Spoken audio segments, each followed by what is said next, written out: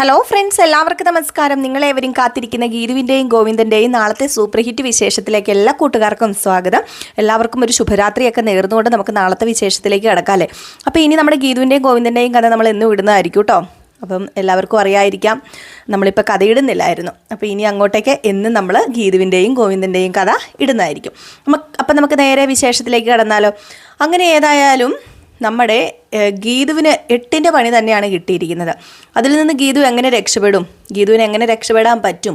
ഗോവിന്ദൻ പകുതിയും വിശ്വസിക്കുന്നില്ലെങ്കിലും അവർണിക അതെല്ലാം വിശ്വസിച്ചു. അവർണിക എല്ലാം വിശ്വസിക്കുക മാത്രമല്ല, ചങ്ക് തകർന്നിരിക്കുകയാണ്.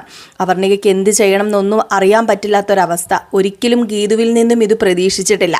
അതുകൊണ്ട് തന്നെ ഗീതുവാണ് ഈ നമ്പറിന് ഉടമ എന്നറിഞ്ഞ നമ്മുടെ അവർണിക സത്യം പറഞ്ഞു കഴിഞ്ഞിട്ടുണ്ടെങ്കിൽ ചത്യ ഒരവസ്ഥയായിപ്പോയി. അങ്ങനെ അവർണികയ്ക്ക് പൂർണ്ണമായിട്ടും ഒന്നും കിഷോറിനോട് ചോദിക്കാനും കഴിയില്ല. അങ്ങനെ ചോദിക്കേണ്ട കാര്യമില്ല നമ്മുടെ അവർണികയ്ക്ക്. കാരണം അവർണിക ചോദിച്ചിട്ടറിയേണ്ട കാര്യമല്ല ഗീതുവിൻ്റെ. കാരണം ഒരിക്കലും നമ്മുടെ അവർണിക പ്രതീക്ഷിക്കാത്ത കാര്യമാണ്. അത് നടക്കുമ്പോഴുണ്ടാകുന്ന ആ ഒരു ഷോക്കും, ഇപ്പോൾ അവർണിക പ്രഗ്നൻറ്റുമാണ്. അപ്പം ആ ഒരു നിലയിൽ നമ്മുടെ അവർണികയുടെ സ്വഭാവം അനുസരിച്ച് അവർണിക പൊട്ടിത്തെറിക്കേണ്ടതാണ്. പക്ഷേ പൊട്ടിത്തെറിക്കാതെ അവർണിക ഇരിക്കുകയാണ്. അങ്ങനെ നമ്മുടെ കിഷോറിൻ്റെ അമ്മേനെയും പെങ്ങളെയും കാണിക്കുകയാണ് കേട്ടോ. അങ്ങനെ അവർണിക എപ്പോഴാ കഴിച്ചോ ഉറങ്ങിയോ എന്നൊക്കെ ചോദിച്ചു കിഷോർ. ഇത് കേട്ട ഉടനെ നീ എന്താ ഇതൊക്കെ അന്വേഷിക്കുന്നത്? അല്ല, നിനക്ക് നിൻ്റെ ഭാര്യ കഴിച്ചോന്നോ ഉറങ്ങിയോന്നോ അന്വേഷിക്കേണ്ട കാര്യമൊന്നുമില്ലോ. നീ തോന്നുമ്പോൾ വരുന്നു, തോന്നുമ്പോൾ പോകുന്നു.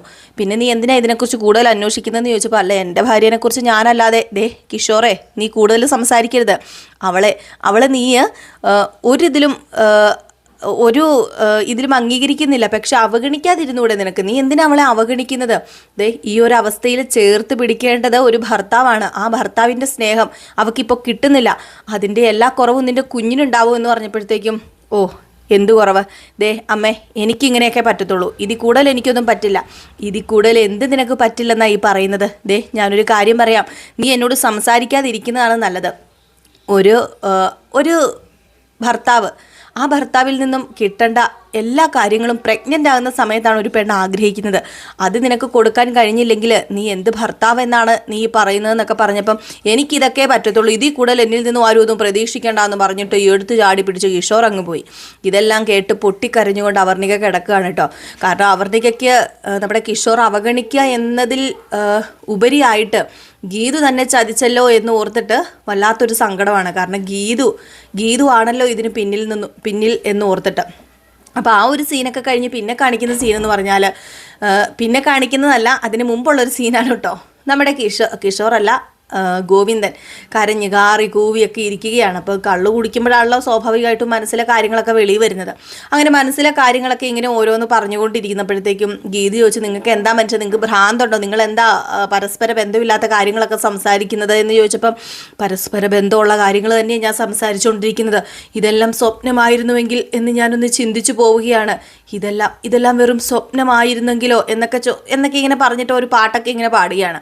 ഇത് കേട്ടിട്ട് കള്ളും കുടിച്ച് നട്ടപ്പാതിരിക്ക് കയറി വന്നിട്ട് മനുഷ്യന് ഉറക്കത്തുമില്ല. മര്യാദയ്ക്ക് നിങ്ങൾ ഈ റൂമിൽ നിന്ന് വെളിയിൽ ഇറങ്ങി പോകാൻ പറഞ്ഞപ്പം, അല്ലെങ്കിലും നിനക്ക് ഞാനൊരു ശല്യമാടി, ഇപ്പം നിനക്ക് ഞാനൊരു ശല്യം തന്നെയാ, ഒരു ബാധ്യത തന്നെയാ, അതെനിക്കറിയാം. അല്ലെങ്കിലും എനിക്കിതിൻ്റെ കാര്യമൊന്നുമില്ലല്ലോ. ഞാൻ വെറും കരാറ് ഭർത്താവ്, അതുമാത്രമല്ലേ ഉള്ളൂ. അപ്പം പിന്നെ ഒന്നും ചോദ്യം ചെയ്യാൻ എനിക്ക് പറ്റില്ലല്ലോ. നിങ്ങൾക്ക് എന്താ പറ്റിയത്? ഞാൻ പറഞ്ഞിട്ടില്ലേ കള്ളു കുടിച്ചിട്ട് ഈ റൂമിനകത്ത് വരരുതെന്ന്? ഇതെൻ്റെ റൂം, ഇവിടെ ഞാൻ കള്ളു കുടിക്കും, വരാതിരിക്കും. നിനക്ക് പറ്റില്ലെങ്കിൽ വിറകിപ്പോടി ഈ റൂമിനകത്തുനിന്ന് എന്നൊക്കെ പറയാം. പക്ഷേ നമ്മുടെ ഗോവിന്ദനൊന്നും തുറന്നു പറയുന്നൊന്നും ഇല്ല കേട്ടോ. പക്ഷെ ഗോവിന്ദൻ അങ്ങനെ തുറന്നു പറയത്തുമില്ല. ഗോവിന്ദൻ അങ്ങനെ പൂർണ്ണമായിട്ടും വിശ്വസിക്കുന്ന ഒരാളല്ലായിരുന്നു. അപ്പം അതുകൊണ്ട് ഗോവിന്ദൻ ഇതിനെ എന്തുമാത്രം വിശ്വസിക്കുന്ന അറിയില്ല. ഗീതു ചിലപ്പം എന്തേലും തെളിവുകൾ നിരത്തുമ്പോൾ ഇതൊക്കെ അങ്ങ് മാറാന്നുള്ളതേ ഉള്ളൂ. പക്ഷെ അവർണികയുടെ കാര്യം അങ്ങനെയല്ലല്ലോ. അവർണിക പൊട്ടിത്തെറിക്കും, അത് ഉറപ്പാണ്. അപ്പം ഇതൊക്കെ കഴിഞ്ഞ് നമ്മുടെ രാധികയും വരുണും കുറച്ച് സുഖമൊക്കെ കിട്ടി. അതിൽ ഇവർ വിചാരിക്കുന്ന കാര്യങ്ങളൊക്കെ അങ്ങ് നടന്ന് പോകുന്നുണ്ടല്ലോ. അങ്ങനെ നമ്മുടെ രാധിക പറഞ്ഞു, അല്ല ഇതിന് പിന്നിൽ നമ്മളാന്ന് വല്ലതും അറിയുമോ എന്ന് ചോദിച്ചപ്പോൾ, എങ്ങനെ അറിയാനാ, ഇതിന് പിന്നിൽ നമ്മളാണെന്നൊന്നും അറിയാനൊന്നും പോകുന്നില്ല. ഇനിയിപ്പം സംശയത്തിൻ്റെ മുൾമുനയിൽ തന്നെയാണ് അവർണികയും ഈ പറയുന്ന ഗോവിന്ദേട്ടനും നിൽക്കാൻ പോകുന്നത്. അതുകൊണ്ട് തന്നെ ഇനി നമുക്ക് ബാക്കി കാര്യം എന്താണെന്ന് വെച്ചാൽ നമുക്ക് ചെയ്യാം. നമുക്ക് ബാക്കി കാര്യം മാത്രം ചെയ്താൽ മതി. ഇതിൻ്റെ പിന്നിൽ നമ്മളല്ലല്ലോ, കിഷോറല്ലേ. അതിനിപ്പോൾ കിഷോറാണെന്ന് കണ്ടുപിടിച്ച് കഴിഞ്ഞാൽ നമുക്കിതിൽ കിഷോറിന് തെളിവ് കാണിക്കാനായിട്ട് എന്തെങ്കിലും പ്രൂഫ് കിഷോറിൻ്റെ കയ്യിലുണ്ടോ?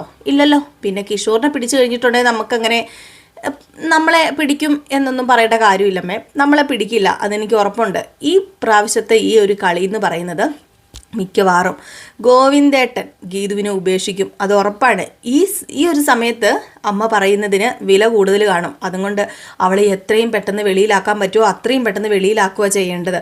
കിഷോറും അവളും തമ്മിൽ എങ്ങോട്ടെങ്കിലും പോയെന്ന് വരുത്തി തീർത്താലും മതി. ഏതായാലും കിഷോർ കൊണ്ടുപോയിക്കോളാം എന്നല്ല പറഞ്ഞിരിക്കുന്നത്. കൊണ്ടുപോയി കൊല്ലുവോ ജീവിക്കുവോ അതൊന്നും നമുക്കറിയേണ്ട കാര്യമില്ലല്ലോ എന്ന് പറഞ്ഞ് ഇവരിങ്ങനെ സംസാരിക്കുന്നുണ്ട് കേട്ടോ. ഏതായാലും ചെറിയൊരു സംശയങ്ങൾ നമ്മുടെ രഞ്ജുവിന് തോന്നുകയാണ്. അപ്പോൾ രഞ്ജുവിനറിയാം ഇതെല്ലാം പ്ലാനിഡ് ആണ് എന്ന കാര്യം അറിയാം. അപ്പോൾ രഞ്ജു ഇതൊക്കെ അറിയുന്നുണ്ട് കേട്ടോ, നമ്മുടെ രാധികാമ്മയുടെ നീക്കങ്ങൾ. പക്ഷേ രഞ്ജു ഗീതുവിൻ്റെ കൂടെ നിൽക്കുവോ? നമ്മുടെ ഗോവിന്ദനോട് സത്യങ്ങളൊക്കെ തുറന്നു പറയുമോ? അതോ അവർണികയോട് സത്യങ്ങളൊക്കെ തുറന്നു പറയുമോ? ഇതൊക്കെ നമുക്ക് കാത്തിരുന്ന് തന്നെ കാണേണ്ടിയിരിക്കുന്നു. അപ്പോൾ രഞ്ജു ഈ കാര്യങ്ങളൊക്കെ അറിയും, ഇതെല്ലാം പ്ലാൻ ചെയ്ത് ഇവർ നടത്തുന്ന ഗൂഢതന്ത്രങ്ങളാണെന്ന്. അപ്പം അതിനെക്കുറിച്ചൊക്കെ കൂടുതൽ അറിയാൻ നമുക്ക് കാത്തിരുന്ന് തന്നെ കാണാം അല്ലേ. അപ്പോൾ എല്ലാവരും കാത്തിരിക്കുക. നമ്മുടെ കഥകൾ ഇനിയിപ്പോൾ ഇതിലിടാൻ തുടങ്ങിയിട്ടുണ്ട്. ഗീതുവിൻ്റെയും ഗോവിന്ദൻ്റെയും കഥ, സച്ചിയുടെയും രേവതിയുടെയും കഥ, നയനിയുടെയും ആദർശിൻ്റെയും കഥയൊക്കെ ഇടുന്നുണ്ട് കേട്ടോ. അപ്പോൾ എല്ലാവരും മറക്കാതെ കാണുക. നമ്മൾ സ്ഥിരം ഇതിൽ കഥ ഇട്ടുകൊണ്ടിരുന്നതാണ്. കുറച്ച് ദിവസങ്ങളായിട്ട് നമ്മൾ ഇടാറില്ലായിരുന്നു. അത് ഞാൻ പറഞ്ഞായിരുന്നു, നമുക്ക് കുറച്ച് ട്രീറ്റ്മെൻറ്റും കാര്യങ്ങളൊക്കെ ഉണ്ടായിരുന്നു.